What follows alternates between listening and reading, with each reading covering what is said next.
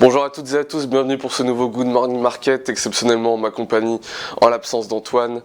Les marchés ont délivré une très belle séance de trading hier, plus 1,66% pour le S&P 500, plus 1,95% pour le Nasdaq, plus 1,80% pour le Russell 2000. Donc l'ensemble des petites et des grandes capitalisations ont largement bien performé. L'Europe également, plus 1,63% pour le DAX qui marque un nouveau plus haut historique, plus 0,85% pour l'Eurostock 50 et plus 0,5% pour le CAC 40 ce matin sur les contrats à terme. Ces belles performances continuent de se produire. On est à quasiment plus 0,8% sur l'Eurostock 50 au moment où je vous parle.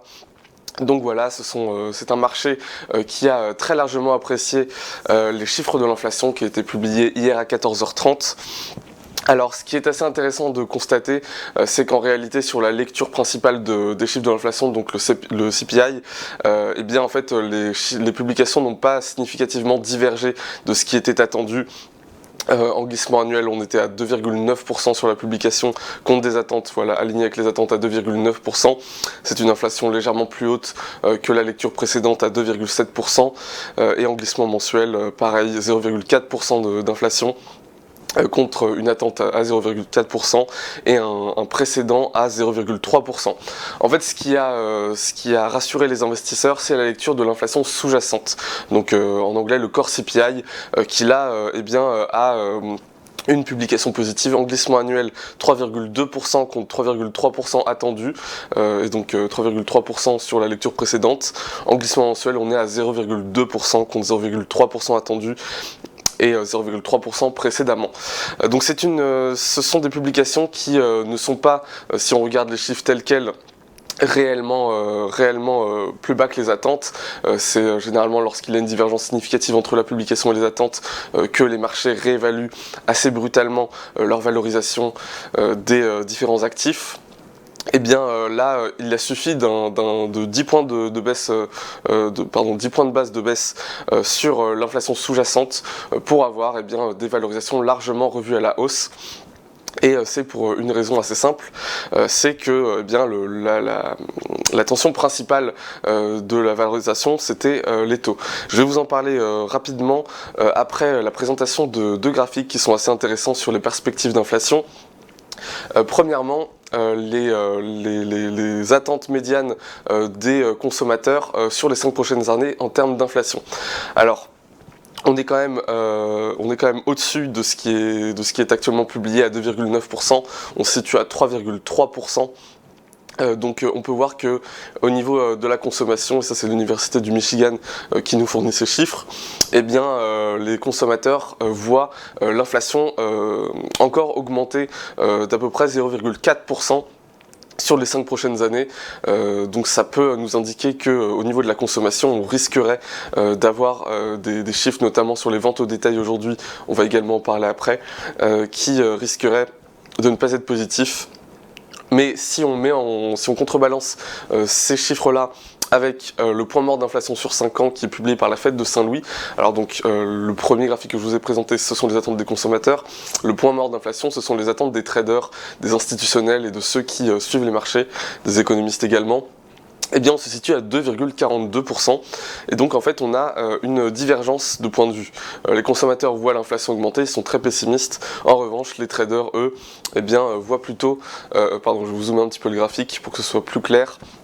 Eh bien eux ils voient au contraire l'inflation décélérer d'à peu près 0,5% sur les 5 prochaines années.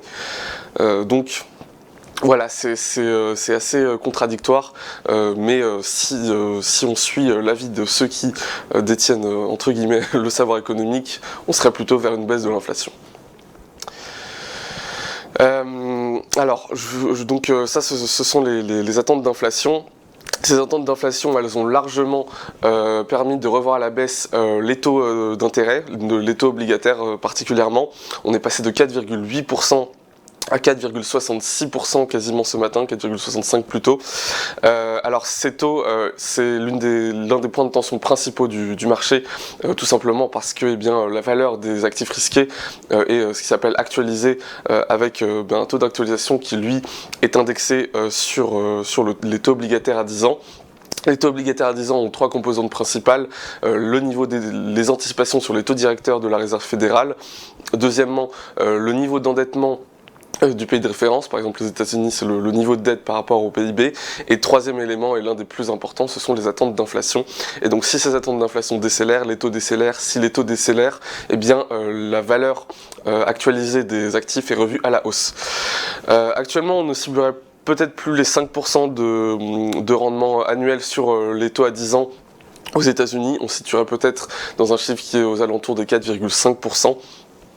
Donc voilà, ça pourrait permettre aux actifs de se reprendre et peut-être qu'on a atteint un bottom sur le S&P 500 et le Nasdaq. Du côté du VIX, on a également très largement baissé, on se situe à 16,11% de volatilité annualisée et l'indice du dollar a également un petit peu retracé mais se situe de manière stable aux alentours des 109 points. En tout cas, il a arrêté de monter. Il a temporairement en tout cas freiné sa hausse, on va voir comment est-ce que ça évolue dans les prochains jours et dans les prochaines semaines. Mais en tout cas, tous ces indicateurs, les taux, la volatilité et le dollar qui cesse d'accélérer, tout ça ce sont des facteurs qui sont très positifs pour les actions. Il va falloir que cela continue. Et donc, alors, pour que cela continue, il y a plusieurs conditions. Déjà, la saison des résultats qui est très prochaine. On a commencé avec les entreprises bancaires qui ont délivré de très belles performances, qui ont battu les attentes. On attendra aujourd'hui les résultats de Bank of America et de Morgan Stanley. Donc à voir si celles-là vont également être dans le sillage des résultats qu'on a eu hier, qui ont été quand même relativement bons. Au niveau du calendrier économique, on a également, à 8h, on a eu l'IPC allemand. À 14h30, on attendra le chômage aux États-Unis, les ventes au détail en glissement annuel donc pour le mois de décembre, et l'indice manufacturier et de l'emploi de la Fed de Philadelphie. Donc ce sont 3 indicateurs majeurs. On n'a pas encore terminé avec les publications macroéconomiques qui peuvent bouleverser les marchés, donc faites très attention à ces publications. À 19h également, une publication qu'il va falloir suivre de près, c'est le GDP Now de la Fed d'Atlanta pour le 4e trimestre. Les dernières lectures ont très largement déçu, on attendait 3,1%, la publication a été à 2,7% de croissance du PIB. Et bien là, les attentes sont stables à 2,7%, il ne faut absolument pas qu'on baisse ce niveau-là, sinon on risquerait d'avoir une nouvelle décote sur les marchés actions. Voilà ce qui conclut notre Good Morning Market, j'espère qu'il vous aura plu, je vous invite à aimer la vidéo, à la commenter et je vous souhaite une très bonne fin de semaine sur les marchés. Au revoir.